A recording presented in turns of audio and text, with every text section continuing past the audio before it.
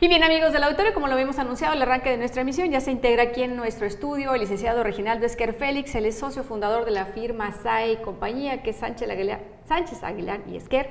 Y me da muchísimo gusto recibir a Reginaldo después de varias reuniones que hemos sostenido desde finales del 2013 y obviamente el día de hoy en Coparmex. Nos dimos cita nuevamente aquí en Coparmex Mexicali para analizar, y que es el tema que lo convoqué y que le agradezco mucho antes que nada, Reginaldo, que estés aquí con nosotros. Bienvenido a tu casa, aquí a Síntesis Mexicali. Gracias, Rosa, encantado de estar contigo aquí en Expansión Industrial. Muchas gracias. Y bueno, le decía a nuestra audiencia en el arranque del programa que el balance a este primer trimestre, aun cuando no tenemos todavía los datos duros que INEGI ha estado hasta la segunda semana de marzo arrojando del impacto que ha tenido en la inflación, particularmente en las ciudades de Tijuana, Mexicali, y qué decir de Ciudad Juárez, hasta donde llega nuestra señal.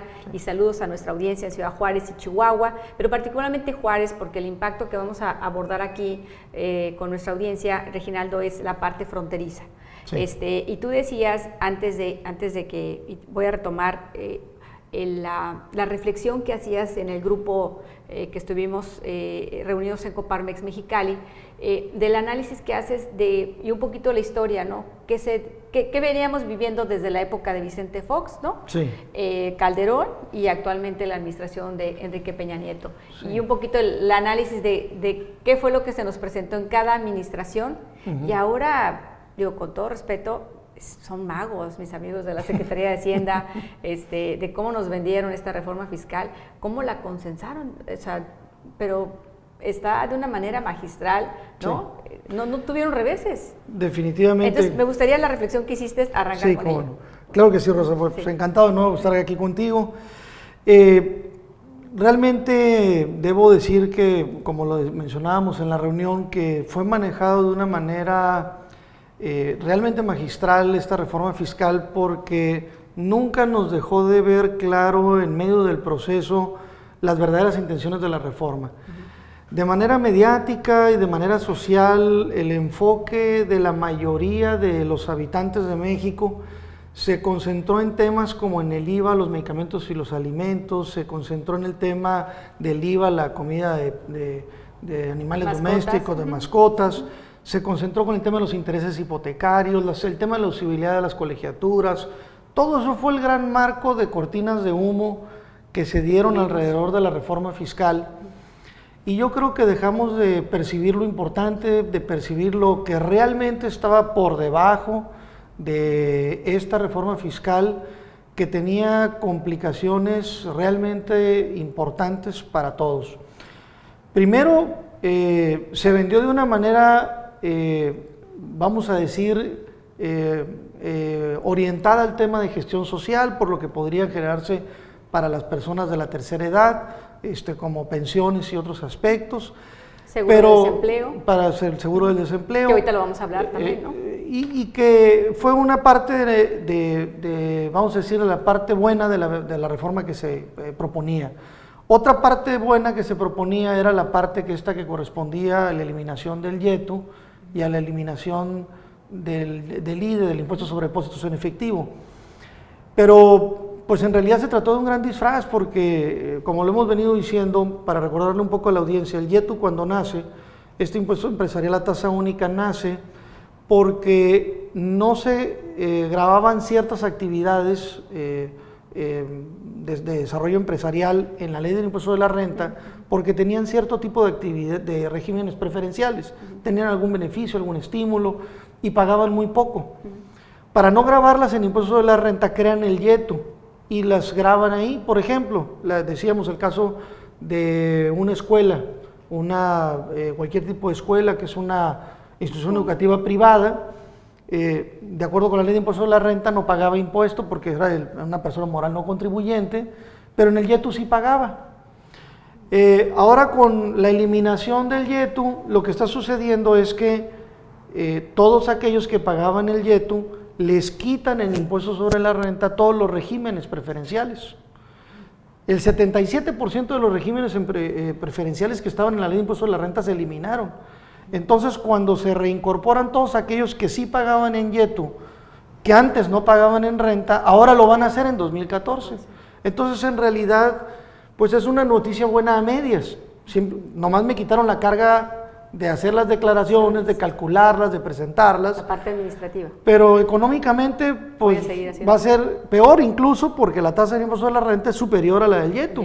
Entonces, en realidad, eso termina no siendo una buena noticia. El IDE es también igual una cortina de humo porque lo eliminan, pero el IDE en realidad lo que le generó al gobierno federal es un instrumento de fiscalización importante porque le permitía tener en tiempo real la información de los depósitos en bancos de los contribuyentes. Entonces, con la eliminación del IDE, se elimina el impuesto, pero no se elimina la facultad de acceso de parte del SAT. Entonces, el SAT sigue teniendo el mismo acceso que tenía con el IDE. El IDE ni le generó ingresos importantes a la federación, por eso lo eliminó, no le daba más como una herramienta de fiscalización y eso sí lo conservó. Pero la peor de todas que puedo decir, vamos a decir que fue el disfraz magnánimo que se aventó el gobierno federal en su propuesta, fue que siempre se estuvo vendiendo que no queríamos IVA a los alimentos, pero terminó habiendo un impuesto indirecto a los alimentos a través de lo que es el IESPIS, el Impuesto Especial sobre Producción y Servicios, que tiene una naturaleza de un impuesto indirecto como el IVA. Pues se grava a través de estos alimentos que, si bien es cierto, está acotado a los que se denominan alimentos chatarra. ¿Lo termina pagando el consumidor? Lo termina pagando el consumidor y en cascada porque se va incrementando. Es decir, realmente es un incremento significativo para el consumidor y evidentemente estamos hablando de que es un IVA disfrazado a los alimentos. Y contra eso no dijimos nada. Porque no se llama IVA, tiene otro nombre. Porque mediáticamente, porque todo el mundo teníamos la percepción de que el IVA era el que no queríamos, pero me puedes grabar con cualquier otro impuesto, pero no el IVA. Entonces termina siendo absurdo. Lo que va a pasar en el futuro, y sin tener una bola de cristal, es que el gobierno federal nos va a decir, pues como ya está grabado con el YESPI los alimentos y lo correcto es que estén grabados con IVA y no pasó nada, pues los vamos a grabar ahora en el IVA. Muy seguramente eso va a pasar en el futuro, como pasó con el YETU, que no querían grabarlos y luego los grabaron con renta quitándolo todo, lo van a hacer igual. Después todo esto que ahorita graban en YESPIS lo van a grabar en el IVA porque ya nos acostumbramos. Eso es lo que va a pasar. Muy bien, bueno, este es cómo nos vendieron y dónde nos ubicamos, ¿no? Nos quedan 2 minutos en este bloque, Reginaldo. Me gustaría, para cerrar, para irnos a mensajes de nuestros patrocinadores y servirnos más de este gran café de México, que es Punta del Cielo, decirle, yo les decía a ustedes, tanto a ti como a nuestro amigo Rubén Apodaca, que habláramos de las recomendaciones para los empleadores. O sea, ahorita la preocupación del empleador es cómo resuelvo el tema cuando se acerca mi colaborador o mi colaboradora y me dice, pues ya me está impactando, ¿no?, el impuesto que teníamos antes del 11 al 16, esos 5 puntos que estoy pagando ya en energía eléctrica, en gas, en gasolina, telefonía, servicios celulares, televisiones por cable, etcétera, etcétera. Entonces, ya al trabajador cada vez le queda menos dinero, ¿no? Entonces, ¿cómo resolver ese tema? Y sobre todo que viene muy a la par de lo que hace algunos meses analizábamos en el propio seno de Coparmex, el impacto que tendría también de gravarse en este caso, que es un beneficio para el trabajador, ¿no?, estas prestaciones, vales de gasolina, despensa, etcétera, que se le daba en el pasado y que hoy, el día de hoy que estamos grabando este programa, 8 de abril del 2014, sale una nueva resolución. Antes de irnos al corte, si te parece, con esto vamos a mensajes. Bueno, brevemente, pues efectivamente, adicional al solo incremento, que de manera natural sea por el incremento de la tasa del IVA a los productos y servicios que como habitantes de la zona fronteriza tenemos, debemos obviamente suponer, y ya los primeros reflejos del INEGI lo hacen notar, pues tenemos una de las inflaciones más altas del país, obviamente porque las empresas tienen que repercutirlo de alguna forma, no pueden perder, las utilidades se tienen que seguir generando, pero también le van a tener que meter mucho sacrificio a los empresarios porque no pueden subirle mucho a sus precios porque tenemos competidores del otro lado de la frontera con los que siempre estamos enfrentándonos y resulta difícil para el empresario. Y tenemos adicionalmente la carga de impuestos que la reforma fiscal generó con cargo al ingreso del trabajador. Es decir, la legislación fiscal, entre otras cosas, gravó de manera más importante los ingresos de los trabajadores y no en una buena mayoría de los casos, la percepción neta del trabajador se redujo por la nueva reglamentación fiscal.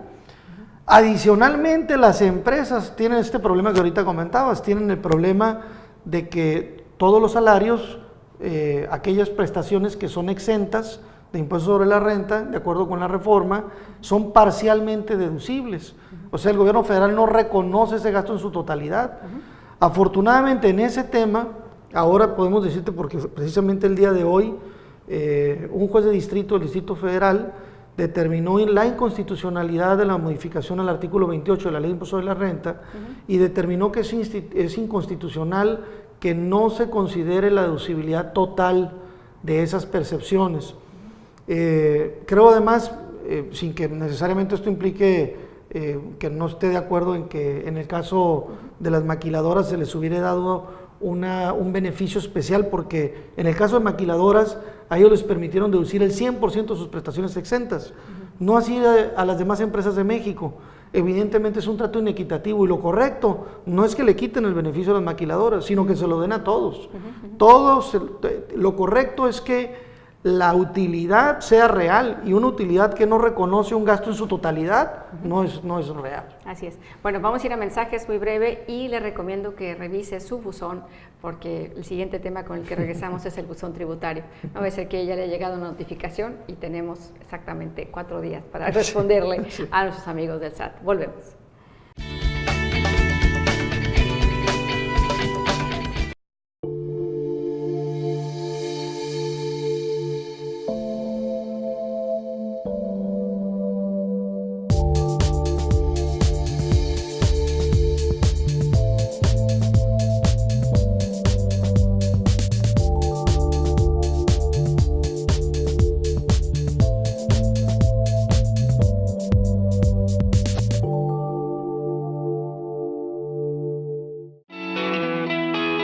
Se requiere de una gran experiencia para poder afrontar los cambios que se avecinan.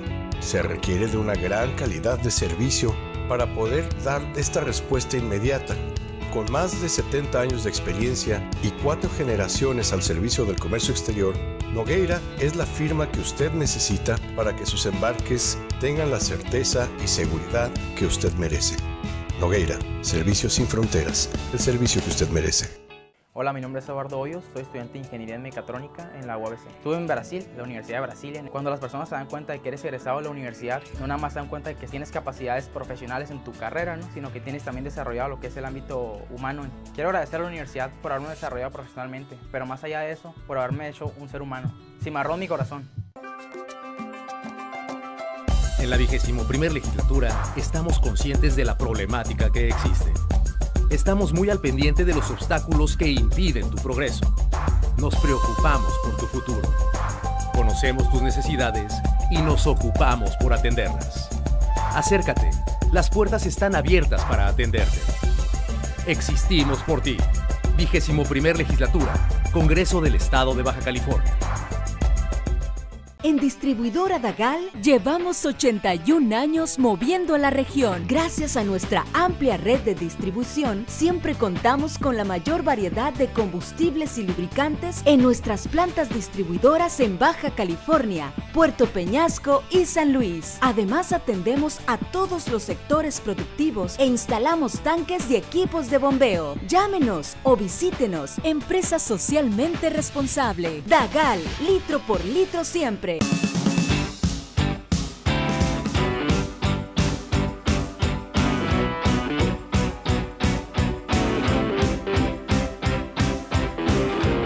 Trabajas duro por el dinero, Lo justo es que el dinero haga lo mismo por ti. Grupo Financiero Monex. Trabajamos para que tu dinero trabaje. Nosotros, bienvenido a tu casa, aquí a Síntesis Mexicali. Gracias, Rosa. Encantado de estar contigo aquí en Expansión Industrial. Muchas gracias. Y bueno, le decía a nuestra audiencia, le arranqué el programa, que el balance a este primer trimestre, aun cuando no tenemos todavía los datos duros que INEGI ha estado hasta la segunda semana de marzo arrojando del impacto que ha tenido en la inflación, particularmente en las ciudades de Tijuana, Mexicali, qué decir de Ciudad Juárez, hasta donde llega nuestra señal, y saludos a nuestra audiencia en Ciudad Juárez y Chihuahua, pero particularmente Juárez, porque el impacto que vamos a abordar aquí con nuestra audiencia, Reginaldo. De manera mediática y de manera social, el enfoque de la mayoría de los habitantes de México se concentró en temas como en el IVA, los medicamentos y los alimentos, se concentró en el tema del IVA, la comida de animales domésticos, de mascotas, se concentró con el tema de los intereses hipotecarios, el tema de la usibilidad de las colegiaturas. Todo eso fue el gran marco de cortinas de humo que se dieron alrededor de la reforma fiscal. Y yo creo que dejamos de percibir lo importante, de percibir lo que realmente... Y bien, amigos del auditorio, como lo habíamos anunciado, el arranque de nuestra emisión ya se integra aquí en nuestro estudio el licenciado Reginaldo Esquer Félix. Él es socio fundador de la firma SAE y compañía, que es Sánchez Aguilar y Esquer. Y me da muchísimo gusto recibir a Reginaldo después de varias reuniones que hemos sostenido desde finales del 2013 y obviamente el día de hoy en Coparmex. Nos dimos cita nuevamente aquí en Coparmex Mexicali, para analizar, y que es el tema que lo convoqué y que le agradezco mucho antes que nada, Reginaldo, que estás aquí con nosotros, es la parte fronteriza. Sí. Y tú decías, antes de que, y voy a retomar la reflexión que hacías en el grupo que estuvimos reunidos en Coparmex Mexicali, del análisis que haces y un poquito la historia, ¿no? Que veníamos viviendo desde la época de Vicente Fox, ¿no? Sí. Calderón, y actualmente la administración de Enrique Peña Nieto. Sí. Y un poquito el análisis de qué fue lo que se nos presentó en cada administración. Y ahora, digo, con todo respeto, son magos, mis amigos de la Secretaría de Hacienda, de cómo nos vendieron esta reforma fiscal, cómo la consensaron, o sea, pero está de una manera magistral, ¿no? Sí. No tuvieron reveses. Definitivamente. Entonces, me gustaría la reflexión que hiciste arrancar con ella. Claro que sí, Rosa, pues sí. Encantado de nuevo estar aquí contigo. Realmente debo decir que, como lo mencionábamos en la reunión, que fue manejado de una manera realmente magistral esta reforma fiscal, porque nunca nos dejó de ver claro en medio del proceso las verdaderas intenciones de la reforma.